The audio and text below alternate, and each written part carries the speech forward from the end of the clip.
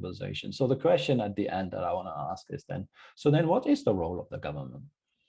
First of all, you need to make sure competition prevails. For that, you need an antitrust policy. Not everyone in the market economy, not everyone in the classical liberal kind of circles would agree. Some people believe even that is not necessary, but I'm a strong believer in competition and in the necessity to have an antitrust policy, especially if the economy is quite concentrated. Second one is, of course, you need to make sure that those who are vulnerable are not drowning. We need social security. The question is how much and for how long and how the whole thing is designed. But of course, there are people who cannot compete for certain reasons. Maybe they're just ill, or maybe there are other reasons. So they need help. That's got to be there. Otherwise, again, this cannot be what we want. There are certain goods that cannot be supplied by the private sector. So there are certain public goods that need to be supplied, starting with national defense, but there are also other things that might have to come from the public sector, depending again on the country's situation. So it's very different in different countries. And lastly, there are environmental concerns, of course. We cannot just let everybody pollute the air. This is what is called among economists, that's called external effects. So these externalities, you're polluting the air, you're letting your water run into the rivers and pollute the rivers and so on. So you need to, first of all, prevent that. And if you do, to a certain extent, you need to pay the price.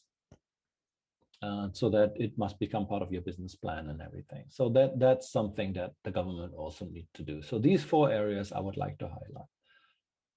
Which leads us to this kind of little diagram here, which I showed you at the beginning, the book by Eucken, Foundation of Economics. I take it from there. So it's basically his way of describing this.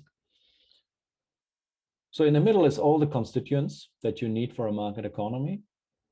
And then you need all these adjusting factors on all 4 corners that need to make sure this whole wheel, that circle in the middle, is really spinning in a way so that people and the society really benefit. And that's, I think, a good way of summarizing the whole picture. Now, we're fighting for the market economy in many countries.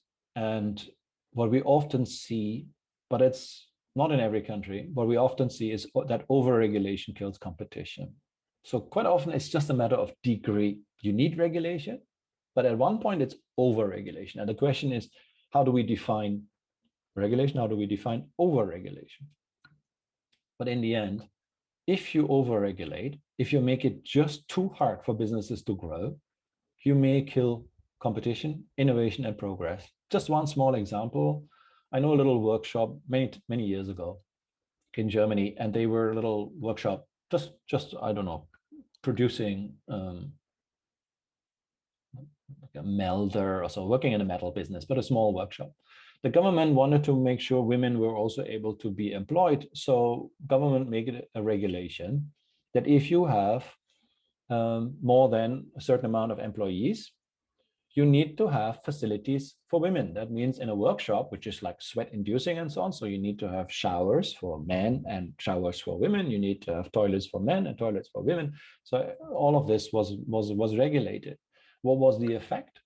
A small workshop like that, either they decide to stay small because they can't afford buying and installing new showers and so on. So they have to stay small, or they have to avoid hiring women. So it was exactly the opposite of what the government wanted. So we need to make sure that regulation really helps us achieve what we want and not kill innovation, progress, and competition.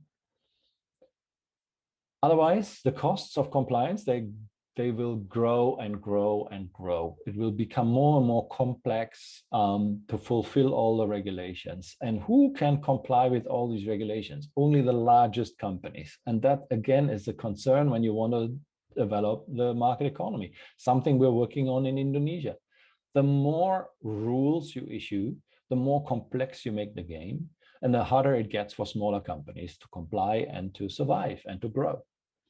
So what is needed then if you want to comply, I mean, either you have a huge bureaucracy inside the company with your chief compliance officer in everything, or you're trying to have a lean government, but with a very strong enforcement system that operates on a few rules only and focuses on creating competition. That's basically the ideal of the market economy that I'm trying to advocate in my conversation with you today. That finishes my presentation. I hope it was not too long, and really look forward to your questions and to our discussion.